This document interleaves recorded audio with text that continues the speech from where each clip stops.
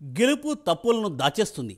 ఓటమి మాత్రం అందుకు విరుద్ధంగా కడుపులో ఉన్నదంతా కక్కేలా చేస్తుంది. అధికారంలో ఉన్న వేళ అంతా తానే వ్యవహరించి పార్టీ ముఖ్యులు తనకు వీర విధేయులుగా వ్యవహరించేవారు చెప్పే మాటలను సైతం పట్టించుకొని జగన్ తీరుపై వైసీపీ నేతలు ఒక్కరొక్కరుగా ఓపెన్ అవుతున్నారు. ఓటమికి కారణం అధినేత వ్యవహరించిన తీరు అనే విషయాన్ని తమ మాటల్లో చెప్పేస్తున్నారు.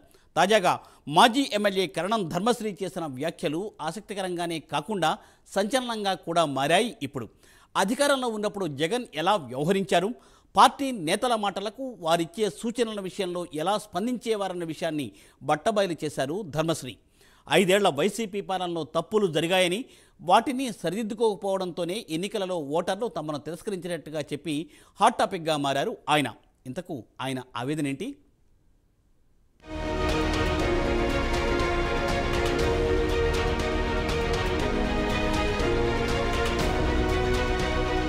వైసీపీలో లోపాలు బయటపడుతున్నాయి. ఒక్కొక్కరుగా నాయకులు తమ అభిప్రాయాలను వెల్లడిస్తున్నారు. నిజానికి తప్పులు జరిగాయని అందరికీ తెలిసినప్పటికీ అధికారంలో ఉన్నప్పుడు మాత్రం ఎవరూ మాట్లాడలేదు.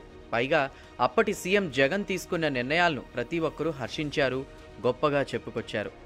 తమ నాయకుడు అంతటి వాడు లేడని గొప్పలు చెప్పుకున్నారు. కానీ వాస్తవంలోకి వచ్చేసరికి అవన్నీ తప్పులన్న విషయం ప్రతి ఒక్క నాయకుడికి తెలుసు. వైసీపీ 2024 ఎన్నికల్లో ఘోరంగా ఓటమి పాలై అప్పుడే నెల రోజులు గడిచిపోయాయి.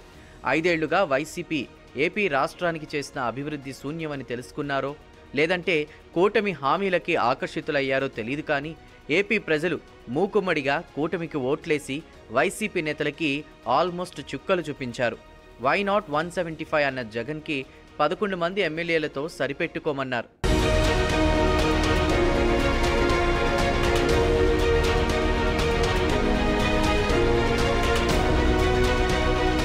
ఓటమి బాధ ఒకవైపు, తాము ఓడిపోయింది జగన్ వల్లే అని మరోవైపు వైసీపీ నేతలు ఆవేదన వ్యక్తం చేస్తున్నారు. తమ నియోజకవర్గాలకు ఎలాంటి నిధులు కేటాయించలేదని, జగన్ పెట్టిన వాలంటీర్ వ్యవస్థ వల్లే ఓడిపోయామంటూ వైసీపీ నేతలు జగన్పై నిందలు వేస్తూ ఆరోపణలు చేస్తున్నారు. ఒక్కొక్కరుగా వైసీపీ ఓటమిపై స్పందిస్తున్నారు. నెల రోజులుగా ఒక్కొక్క వైసీపీ నేత జగన్ వల్లే ఓడిపోయామంటూ, తాము చేసిన తప్పిదాల వల్లే ప్రజలు తమను ఓడించారంటూ మీడియా ముందు బహిరంగంగా చెప్పుకుంటున్నారు.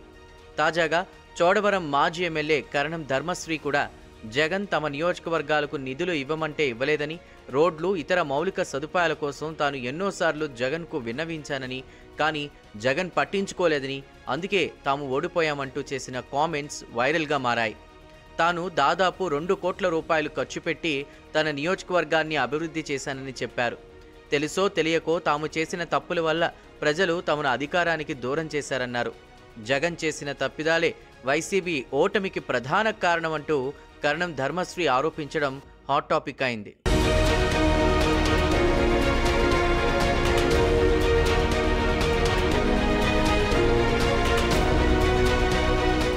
రాష్ట్రంలోని సమస్యలపై అప్పుడు మాట్లాడకుండా ఇప్పుడు అధికారం కోల్పోయిన తర్వాత మాట్లాడుతున్నారు వైసీపీ నేతలు.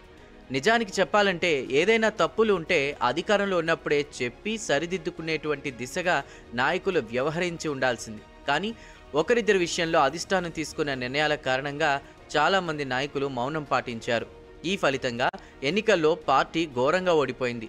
151 స్థానాల నుంచి 11 స్థానాలకు దిగజారిపోయినటువంటి పార్టీగా అపముద్ర మూట కట్టుకుంది. దీనిని జీర్ణించుకోలేని నాయకులు ఇప్పటి వరకు మౌనంగా ఉండిపోయారు. తరచుగా కొందరు నాయకులు మాత్రం నోరు విప్పుతున్న బలమైనటువంటి కారణాలను ఎత్తిచూపలేకపోతున్నారు. తాజాగా కరణం ధర్మశ్రీ చెప్పినటువంటి మాటలు గతంలో ప్రతిపక్షాలు చెప్పిన అంశాలనే ప్రధానంగా ప్రస్తావిస్తున్నాయి. రాష్ట్ర వ్యాప్తంగా రహదారులు బాగోలేదని, ఎక్కడికి వెళ్లినా గోతులమయంగా ఉందని అనేక మంది రాజకీయాలకు అతీతంగా చెప్పిన వారు ఉన్నారు. రాజకీయంగా చెప్పినటువంటి నేతలు కూడా ఉన్నారు. ఇక అప్పట్లో ఈ మాటలను వైసీపీ నాయకులు పట్టించుకోలేదు. ఫలితంగా పార్టీ ఓటమి పాలైంది. ఇప్పుడు కరణం ధర్మశ్రీ చెప్పినటువంటి మాటలు వాస్తవాన్ని ప్రతిబింబిస్తున్నాయి. గతంలో తెలంగాణ మంత్రి కేటీఆర్ తన స్నేహితులు చెప్పారని, ఏపీలో రహదారులు గోతులమయంలా ఉన్నాయని విమర్శలు గుప్పించారు.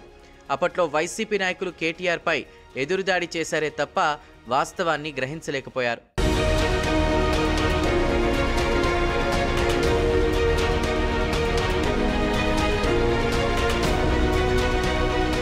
తర్వాత కాలంలో రాజకీయాలకు అతీతంగా రామానుజీయర్ స్వామి కూడా ఆంధ్రప్రదేశ్లో రహదారులపై వ్యంగ్యాస్త్రాలు సంధించారు. ఏపీలో ఎటు నుంచి ఎటు వెళ్లినా గోతులమయంగానే రోడ్లున్నాయని చెప్పుకొచ్చారు. అప్పట్లోనూ స్వామిపై వైసీపీ నాయకులు విమర్శలు గుప్పించారే తప్ప వాస్తవాలను గ్రహించలేకపోయారు. కానీ ప్రజలు రహదారులు లేనటువంటి విషయాన్ని, రహదారులు గోతులు పడినటువంటి విషయాన్ని అనేక సందర్భాల్లో ఎత్తి చూపించారు. ఇక ప్రధాన ప్రతిపక్షాలుగా ఉన్న జనసేన, టీడీపీ, బీజేపీ నేతలు కూడా అనేక సందర్భాల్లో ఆందోళన చేశారు. 2021 అక్టోబర్ 2న జనసేన అధినేత పవన్ కళ్యాణ్ రాష్ట్రంలో రహదారుల దుస్థితిపై పెద్ద ఉద్యమమే లేవనెత్తారు. ఎలా చూసుకున్నా జగన్ హయాంలో రాష్ట్రంలో రహదారుల పరిస్థితి పట్టించుకోవడం పెద్ద మైనస్గా మారిందనే చెప్పుకోవాలి.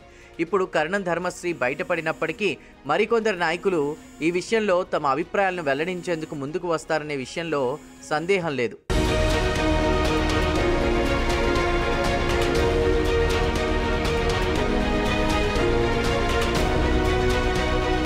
వైసీపీ ప్రభుత్వంలో తప్పులు జరిగాయి, కానీ వాటిని సరిదిద్దుకునే అంశంలో అధిష్టానం నాయకులకు అవకాశం కల్పించలేదా? లేకపోతే అధిష్టానం చెప్పినప్పుడు నాయకులు వినితీరాలి అన్నటువంటి ఉద్దేశంతో వ్యవహరించిందా అనేది ఆసక్తికరంగా మారింది. ఏది ఏమైనా ఇప్పుడు ధర్మశ్రీ చేసిన కామెంట్స్ వైసీపీలో పెద్ద దుమారమే రేపుతున్నాయి. ఒకవైపు జగన్ తన పరిపాలనే బాగుందని, బాబు పాలన ఏమీ బాగోలేదని మీడియా ముందుకొచ్చి అసహనం వ్యక్తం చేస్తున్నారు. ఇలాంటి సమయంలో ఆయన పార్టీకి చెందిన వారే జగన్ పరిపాలన బాగోలేదని చెప్పడం జగన్కు పెద్ద ఎదురుదెబ్బ అని చెప్పుకోవచ్చు.